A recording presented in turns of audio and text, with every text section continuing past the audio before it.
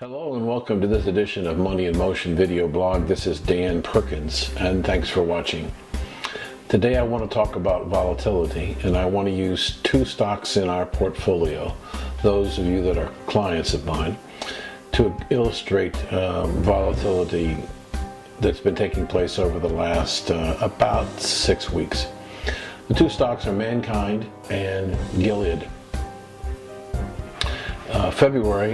March was an extremely volatile month for the biotech sector, and they gave up some of the gains that we made over the last 12 months, but they're still doing quite well. Let's focus on the volatility of Mankind.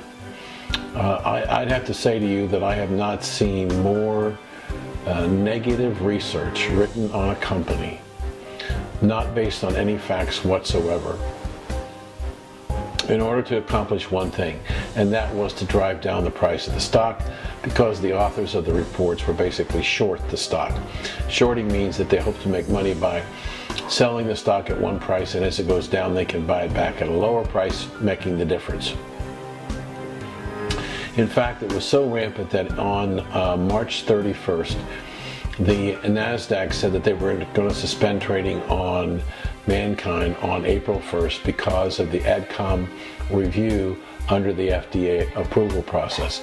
So even if you wanted to buy it or sell it on Monday the 31st, you couldn't, because the NASDAQ was concerned about the extreme volatility.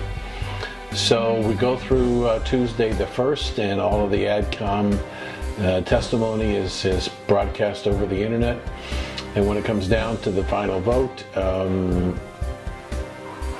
diabetes type 1 got a 13-1 favorable vote, and diabetes type 2 got a 14-0 favorable vote.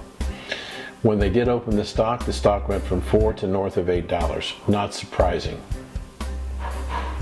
On the 2nd, 65 million shares of stock traded in Mankind, and it started to go down a little bit, and it continued down. And the naysayers came out again later in the week, last week, and said, well, yes, but they have to go to the FDA approval, and only 90% of drugs that go through AdCom get approval from the FDA. So naysayers out again, trying to drive the price of the stock down. And as a result, the stock sold off a little bit. Now today, the FDA announced that they were going to postpone their final review until July 15th, 90 days from now, and the shorts were out again, saying that it's a sign that the FDA is not going to approve it. It's bad for the stock. Stock was off somewhat today, did recover. So every time something happens or anticipation something happens, we got people writing research reports before the fact.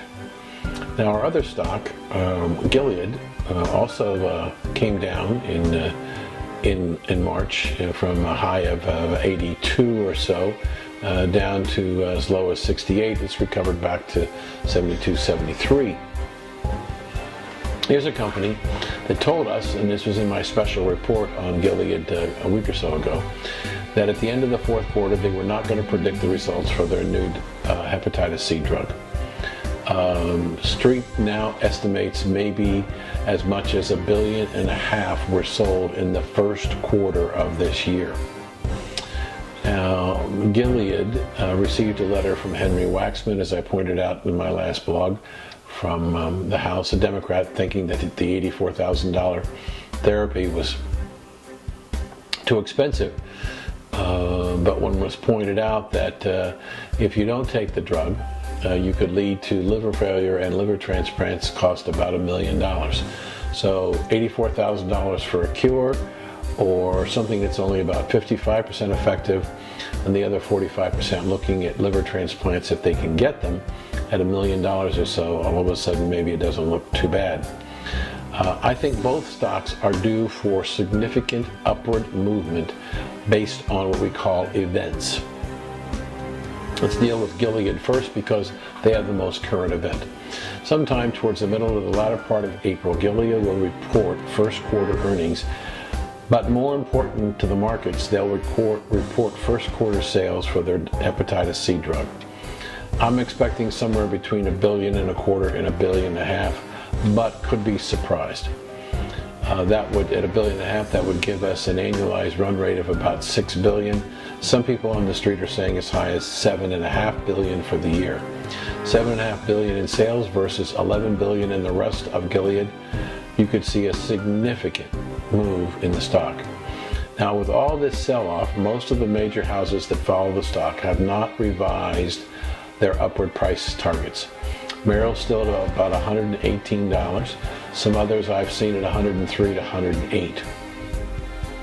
I did see one at $75, to be fully disclosed. So we have a lot of upside, and I think that the event for Gilead that's going to scare a lot of the shorts will be, in fact, the earnings report and the status report on the hepatitis C, how it's being rolled out on a global basis, where it's approved. All of that will be very positive news for the stock. Mankind, July 15th. We have to wait 3 months. The current estimates on the street are 90% approval by the FDA. I think that if the FDA approves it on July 15th, the naysayers will be out again, and they'll talking about, well, there's no distribution, they don't have enough money to market it on their own, and nobody stepped up. Well, I think that if FDA gives approval on July 15th, I suspect that Gilead is already in discussions with possible distribution partners, so that if they get a favorable opinion from the FDA in July, within 30 days they're going to announce a distribution agreement. I know it's disconcerting to see this tremendous price swings, but remember, we have two companies. One developed and patented and owns the rights to a new delivery system that will improve the quality of the lives of type 1 and type 2 diabetic patients and maybe save their lives. Gilead, with all the drugs that they're doing under HIV and their other drugs, has a drug that will cure hepatitis C, many strains, up to 85% of them in 12 weeks. These are companies that are poised for the long term to generate very significant sales and revenues over the next 5 to 10 years. And I want to own them, and you should too. Any questions about this, please feel free to give me a call. Thanks for watching. This has been Dan Perkins.